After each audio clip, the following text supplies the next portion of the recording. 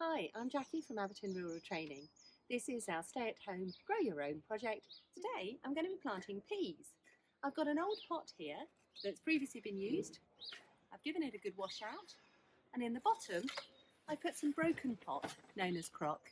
You can also use lumps of polystyrene, old bricks, anything just to raise the soil up from the ground.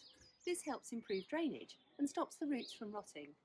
So the first thing I've got to do is pop in some compost on a good dose. This is their food for the next 6 months. I want to take this up to within a couple of inches of the top so that when I'm watering, the soil isn't disappearing over the edge, and give it a light pat down. This is a pea called Kelvedon, which is a local variety, and you can soak them overnight, but they're generally fine to go directly in. Place them around on the soil, a few inches apart and a few in the middle. So they've got plenty of space. They're big enough seeds to be able to make sure they're separated.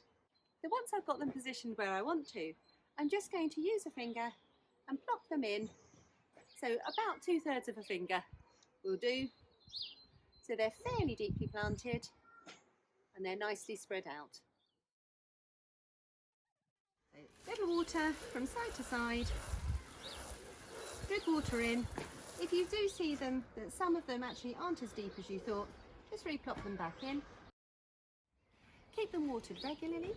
You should see the peas start to come up in a week or two, and then we'll be taking you through what to do about supporting them as they grow in a later video.